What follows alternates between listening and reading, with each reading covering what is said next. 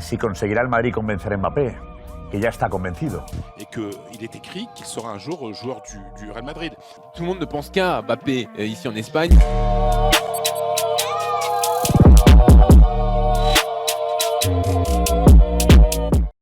Les amis, bonjour à tous, j'espère que vous allez bien et que tout se passe pour le mieux pour vous. On est sur le Mbaflix, les amis, le premier épisode. Déjà, je compte remercier les personnes qui m'ont envoyé leur petit générique, qui passeront. Je vous ai donné le mail sur Twitter dans lequel vous pouvez m'envoyer les génériques pour ce mercato, enfin cette histoire qui va avoir lieu tout au long du mois d'août, parce que là, il va falloir s'attendre à des renversements de situation dignes d'un film, dignes de Death Note, dignes... vous mettez les films dans les commentaires. J'en ai parlé, mais je n'ai pas fait de vidéo réellement consacrée à Mbappé sur le potentiel transfert au Real Madrid ou pas. Donc, dans cette vidéo, je vais vous donner mes retours par rapport aux questionnements qu'il pourrait y avoir sur tout ce qui va se passer. Et à la fin du mois d'août, on verra si j'ai eu raison, si j'ai eu tort. Mais je vais essayer d'être le plus sincère et d'être le plus... l'objectivité, bon, d'être le plus objectif par rapport aux questions qui auront été posées. Et comme je vous dis, la vérité aura lieu à la fin du mercato. Donc, avant de commencer, déjà, sachez une chose, c'est que toute chose que vous allez voir d'influenceurs, etc., qui vous dit ça reste ou ça part, pour moi, et là je vous donne que ma vision des choses, pour moi tout ça, c'est faux.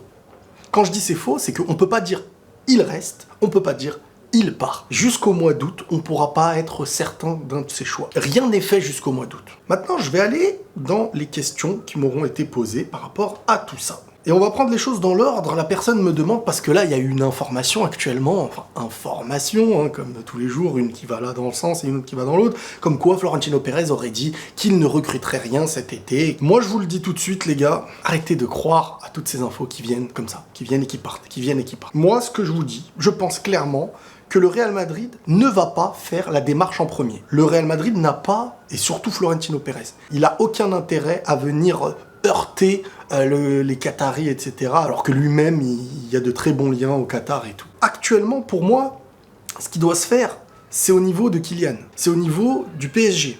C'est entre eux. Kylian ne prolonge toujours pas. Kylian n'a jamais donné un signe de prolongation. Donc, l'affaire, elle doit se résoudre d'abord à travers un signe de Kylian envers le PSG. Ensuite, le Real va intervenir. Mais le Real n'interviendra pas avant que ce soit clair entre Kylian et le PSG. Ça, faut en être certain. Donc, tous les articles là que vous allez voir, oui, le Real, là, ils vont rien faire. Tant que Kylian n'est pas clair avec le PSG. Donc tout se joue du côté de Kylian. Kylian, c'est l'élément fort de l'histoire. Faut arrêter de dire le PSG, machin chouette, je sais pas quoi. Sincèrement, Paris n'a pas la main mise. Paris peut proposer des choses. Paris peut proposer des choses. Mais le fait de refuser les prolongations aussi longtemps, c'est pas un hasard. Donc, il peut y avoir des interviews de Nasser.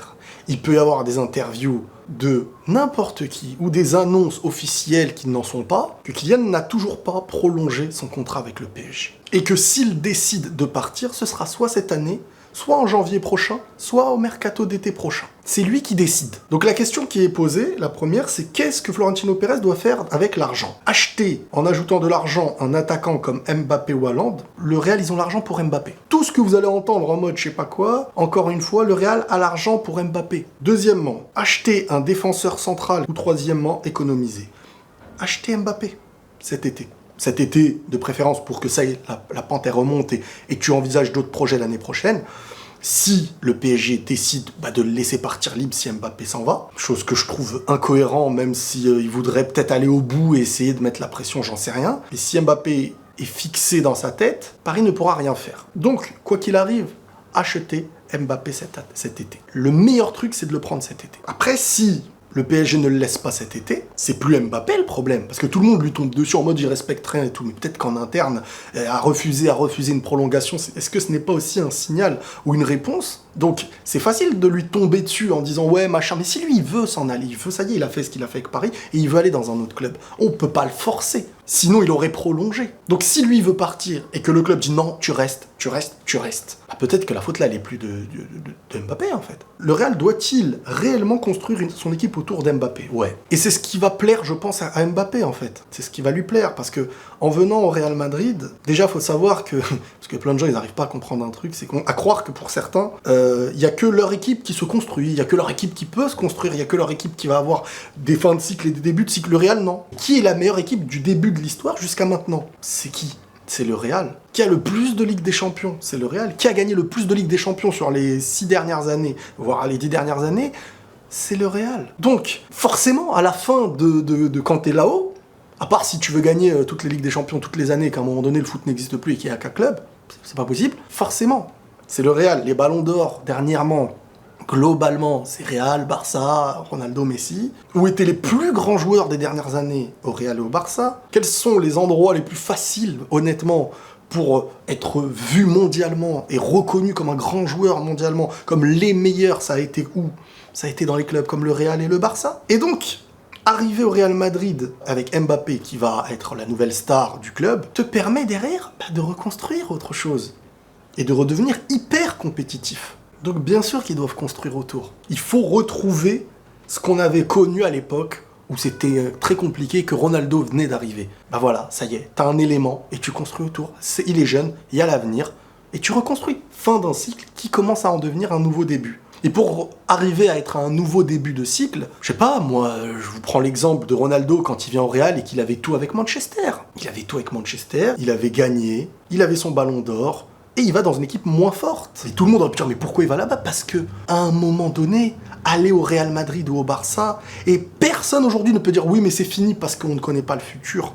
On sait pas. Mais juste l'histoire, jusqu'à aujourd'hui, l'a prouvé que c'est là-bas que tu es le plus vu, que quand tu réussis, ça a plus d'impact, et que le club attirera toujours, du moins pour l'instant, après l'avenir on le connaît pas, par le prestige. Mettre 20 buts en Liga, pour moi, ça a plus de sens que de mettre 30 buts en Ligue 1. Gagner un Classico en mettant un triplé, ça a plus de valeur que de mettre 3 buts contre n'importe quelle équipe qu'en Ligue 1. Prendre la première place devant un Barça ou un Atlético, ça vaut mieux que de gagner la Ligue 1. Gagner la Ligue des Champions avec le Real Madrid, tu marques plus l'histoire que gagner la Ligue des Champions avec le PSG. Sauf pour la France. En France, oui, ça a plus d'impact normal de gagner avec le PSG, c'est la première, etc.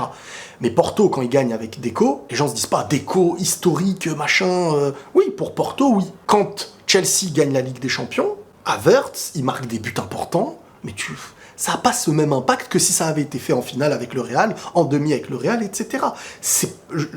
On se dit la vérité. C'est vrai ou pas? Donc quand tu veux, et même Anelka l'avait dit, quand tu veux à un moment donné avoir un impact mondial pour être reconnu comme le meilleur joueur du monde, jusqu'à maintenant, en tout cas, ça a été fait en s'imposant dans des clubs comme le Real Madrid, le Barça. Quels sont les clubs les plus aimés et les plus suivis? C'est les grands noms, les grands clubs.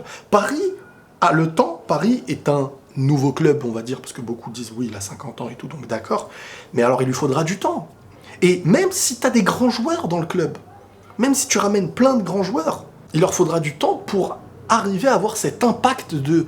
Et puis le championnat qui leur rend pas ultra service non plus, on va pas se mentir. Donc un joueur comme Kylian, tu lui ramènes plein de grands joueurs au PSG, c'est très bien. S'il veut écrire son histoire, pour moi, tant qu'il la fera en Ligue 1, les gens lui reprocheront toujours des choses. Surtout que là, on parle d'un gars qui, voilà, son plan de carrière dans sa tête, sa volonté d'aller au Real, elle est connue depuis longtemps. Son parcours de Monaco au PSG, il a été hyper logique pour se construire celui qu'il est aujourd'hui. S'il n'a pas accepté le Real, c'est pas parce qu'il veut faire sa carrière au PSG, c'est parce qu'il savait qu'à un moment donné, Paris, bon, bah, c'est son pays, sa vie, c'est la meilleure manière de grandir, d'apporter au club, au pays, mais après de partir au Real Madrid. Donc faire des comparatifs, oui, mais le PSG a une meilleure équipe aujourd'hui, etc. Ça n'a jamais été la question de ceux qui sont partis au Real Madrid, en fait. Parce que en allant au Real Madrid, tu es le nouveau cycle.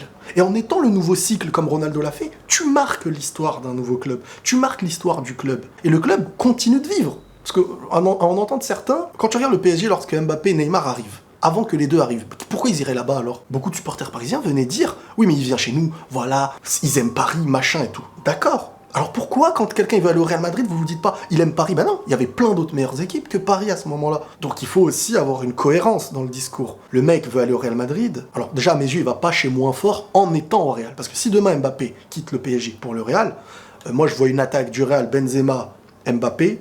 Hazard, on ne sait pas s'il revient ou pas, mais on verra.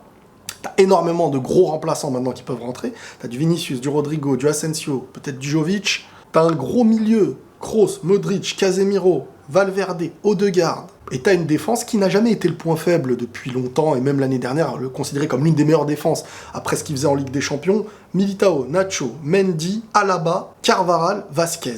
Et t'as Courtois au goal. Honnêtement, c'est pas pour j'estime qu'à part en défense, tout le reste se vaut, voire peut-être... Parce que avoir Mbappé... Pour moi, c'est bénéfique pour des joueurs comme Asensio, c'est bénéfique pour des joueurs comme Hazard. Ça peut permettre à ces joueurs-là d'être beaucoup plus à l'aise dans le club. Mais le Real redevient très compétitif. Parce que quand Ramos, il est au Real, beaucoup disent oui, mais ça y est, c'est vieillissant. Quand il signe au PSG, beaucoup viennent me dire ouais, mais maintenant il y a Ramos. Quand Hakimi est à Dortmund ou à l'Inter, on n'en parle pas. Quand Donnarumma est au Milan l'année dernière, on en parle très peu.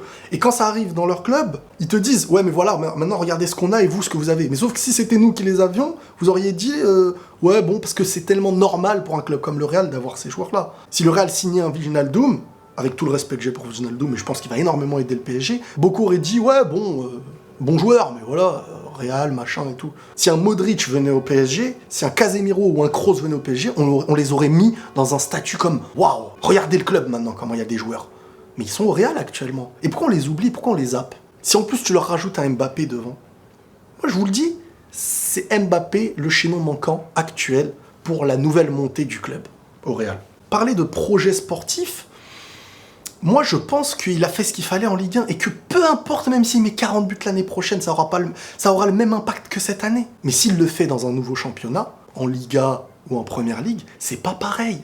Qui peut dire le contraire? Qui peut dire le contraire? En un seul match, il gagne des points pour des ballons d'or en étant dans des clubs comme le Real. En un classico, en une première place, en étant meilleur buteur de Liga, des choses comme ça qui ont énormément plus de points. Et on sait très bien le lobbying qui existe autour d'un Real Madrid pour faire grandir un ballon d'or. Regardez les dernières années, regardez les 10 dernières années, regardez Modric, d'où il sort Modric pour avoir son ballon d'or. Vous le savez très bien. Et le joueur, je pense qu'il le sait très bien. Donc parler de projet sportif en allant au Real, il n'y a plus de projet, il n'y a plus rien. Bah on verra. Vous avez l'air d'avoir plus d'infos que celui qui est le plus concerné. Si le gars hésite, c'est qu'il sait qu'il y a des choses au Real. Et beaucoup de gens pensaient que non, c'est qu'une histoire de Zidane, de machin, de trucs. Moi, j'y crois pas. J'y crois pas à tout ça. C'est pas vrai. Ça aurait été très clair s'il voulait une carrière au PSG ou s'il voulait re-signer au PSG, il aurait re-signé à mes yeux. Alors, peut-être qu'il va reprendre, peut-être qu'il va re-signer. Moi, je vous donne mon point de vue. Et là, je réponds parce qu'on est en plein dans le débat et dans le sujet. À un moment donné, arrêtez de croire que les autres clubs vont arrêter d'exister et que seul votre club va grandir et va... C'est pas comme ça. Et aussi, attention, c'est pas parce qu'il y a un excellent mercato, parce que Paris, là, ils ont une excellente équipe avec Mbappé. On verra sans s'il part. Mais je pense que Ronaldo ira au PSG si Mbappé s'en va. Attention, c'est jamais l'équipe qu'on prévoit dès le début qui gagne cette Ligue des Champions. Quand le Bayern, on a commencé à les voir en fin de groupe, début des huitièmes, de se dire, oula, ils sont vraiment là, ils deviennent dangereux. Chelsea, personne ne les a vus venir réellement. Surtout que ça change de coach en cours de saison. Et très souvent, les clubs comme ça, c'est pas qu'une histoire d'avoir plein de grands joueurs aussi. Comme je vous ai dit, surtout dans une institution où beaucoup de ces joueurs-là peuvent se sentir au-dessus de cette institution-là. Et quand les choses vont mal aller, comment il va falloir les gérer? C'est là que ça peut être compliqué. Bon, on m'a évoqué la Liga vs la Ligue 1, et j'ai déjà entendu des gens pouvoir dire que ça se valait aujourd'hui. Faut arrêter de se mentir aussi, rien qu'au niveau du football. Les petits clubs de Liga, ils jouent au football. Ils ont des fois la possession contre le Real Madrid. Ils te mettent faut arrêter de se mentir. Villarreal, il te tape Manchester en finale en jouant au football. Hein. On parle pas de t'as défendu derrière, t'as réussi à avoir un contre. En jouant au football, il te tape Manchester United, les deuxièmes de Première Ligue. T'as l'Atlético Madrid, capable de battre n'importe qui. T'as Barcelone, t'as le Real Madrid, et t'as des équipes toujours quand même dérangeantes. Valence, Bilbao, Séville. Et les petits clubs qui jouent au ballon. On peut pas me dire non, c'est pas vrai. Et pourtant, je respecte beaucoup le PSG, Lyon, Monaco, Marseille. C'est des équipes que, voilà, Lille, cette année, qui ont élevé aussi le niveau. Ça a fait du bien à la Ligue 1. Mais on peut pas comparer. Tout connaisseur pour te dire, ah, mais arrête, t'es fou. Oui, ils ont un projet de gagner la Ligue des Champions. Oui, ils sont sur un tempérament de recrutement galactique. Mais il n'y a que eu le recrutement galactique, mais le projet... Parce que Ramos, bon, ok, tu ramènes un très bon joueur, mais 36 ans, ça y est, il va pas tenir 3 ans, Ramos, hein, il va pas tenir 2 ans. C'est-à-dire que tu gagnes pas la Ligue des Champions cette année avec lui, On ne sait pas ce qui se passe l'année prochaine. T'as une bonne équipe, mais on ne sait pas comment ces grands joueurs vont se comporter dans cette équipe, comment ça va se passer en Ligue des Champions. Et moi, je vous le dis, moi je le pense. Après, je peux me tromper. Même tu gagnes avec le PSG, médiatiquement, tu vas faire quelque chose d'historique pour la France et pour le club.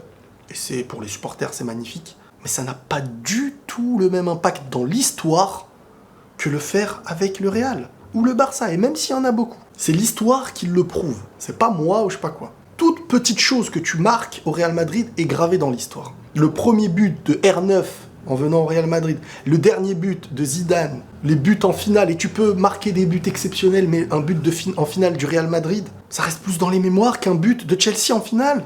Est-ce que tu penses que les médias espagnols abusent trop en faisant que de sortir des infos sur Mbappé et son départ? Bah, c'est comme YouTube, c'est comme partout, eux c'est leur travail, donc forcément, à la moindre petite chose qu'ils vont entendre, vrai ou faux, ils vont en parler. Donc c'est pour ça que je vous dis, à un moment donné, là, toute info, alors peut-être sur 10 infos, il y aura un petit truc vrai, mais va le sélectionner, va le trouver. Vous verrez que c'est pas terminé. Ceux qui pensent que le Real ne va pas se pencher sur Mbappé cet été ou des trucs comme ça, bah vous verrez si c'est fini dès le dernier article de beIN Sport là, qui disent le Real ne recrutera pas et tout, bah on verra si ils vont pas du tout se pencher sur Mbappé cet été. Mbappé au PSG a devant lui un vrai projet sportif qui monte en force. Qui monte en force, je sais pas, faut voir ce que ça va donner. On peut pas dire il est en train de monter en force. Oui, ils ont fait une meilleure équipe que l'année dernière, avec des plus grands joueurs. Mais il faut faire concorder tout ça. Et est-ce que c'est ce que Mbappé veut, de rester au PSG? C'est pas le fait de lui ramener les joueurs. C'est est-ce qu'il veut rester au PSG, la question. Est-ce qu'il veut plus, est-ce qu'il ne veut pas, tout simplement, maintenant, partir au Real Madrid et construire là-bas? Viser ce nouveau cycle là-bas. Pas la question de se dire... parce que Ronaldo aussi, hein, avant d'aller au Real Madrid, Cristiano, bah, il a une équipe meilleure. Il a une équipe meilleure, compétitive, Ligue des Champions, Ballon d'Or. Il est dans une meilleure équipe. Sauf que rester là-bas, ça y est, ce serait... Oui, voilà, t'es arrivé à ce seuil, c'est bien, tu continues, voilà.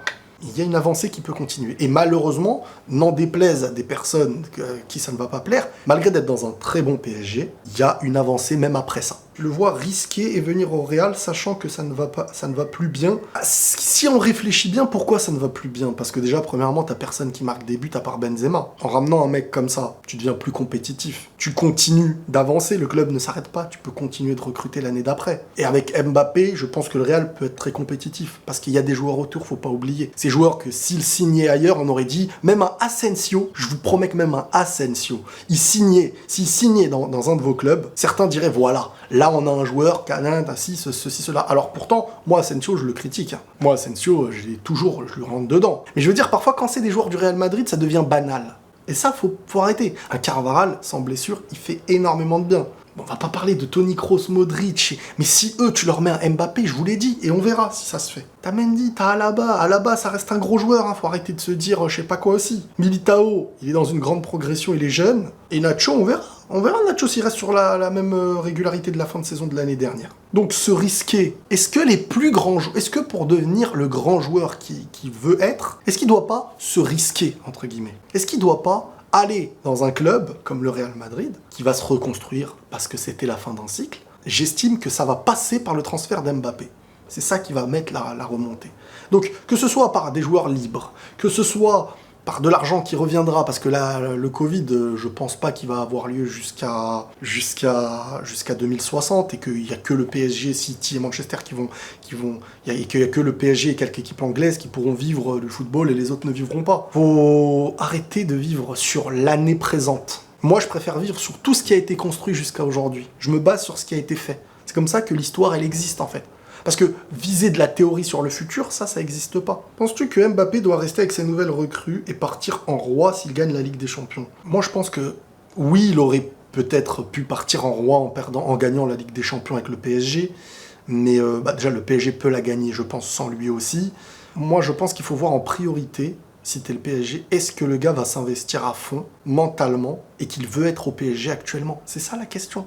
S'il ne veut plus et qu'il veut aller ailleurs, laissez-le aller ailleurs, vous allez le perdre gratos. Donc à un moment donné, tu peux plus avoir l'idée de partir en roi si tu gagnes pas l'année prochaine. Si tu gagnes pas l'année prochaine, donc tu passes ta carrière et tu passes à côté de là où tu voulais être. Pas aussi, c'est pas comme ça. Ça aurait été mieux qu'il gagne avec le PSG, qu'il batte le record. Mais est-ce qu'il veut peut-être pas partir tout simplement? Dans l'immédiat, je pense que le Real a besoin d'un neuf, un vrai tueur devant les buts comme Haaland, Lewandowski. Mbappé, je pense que ça peut attendre 1 ou 2 ans. Bah, Combien de buts il a mis l'année dernière? Combien de buts il a mis l'année d'avant?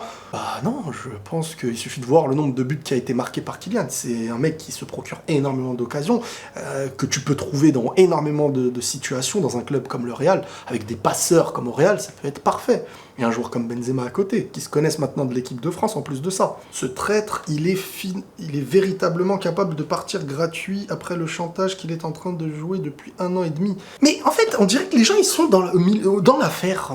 Est-ce qu'on peut peut-être se dire que peut-être, c'est les Qataris, Nasser et le club, qui en font un peu trop à leur tête aussi, non? Ou on n'a pas le droit de se dire ça? Parce que si le gars vous dit, moi je veux m'en aller, je ne prolonge pas, je ne prolonge pas, je ne prolonge pas, je ne prolonge pas, je ne prolonge pas, je ne prolonge pas, et que, malgré ça, dans la presse, t'as Nasser qui vient dire, il partira ni gratuit, ni libre, et on le vend pas. Mais je prolonge pas, je prolonge pas, je prolonge pas. Donc c'est comment? Tu fais comment là en fait? C'est pour moi un aveu de faiblesse de dire un truc comme ça publiquement. Alors que Florentino à côté, quand tu lui parles de ça, il te dit, tranquillo. Ce serait humiliant si à la fin, le tranquillo, il a gagné, et que le machin chouette, il reste, il part pas libre, et on le vend pas, machin, truc et tout. Ce serait tellement humiliant, au final, si le mec s'en va au Real cet été. Donc, à un moment donné, moi, ce que je trouve pas cohérent, c'est bon. Tu prolonges plus, truc, bah écoute, on te vend cet été. Non, il y a un forcing qui va être fait et tout, bah alors voilà, après, si Kylian lui-même veut rester, tout, c'est autre chose.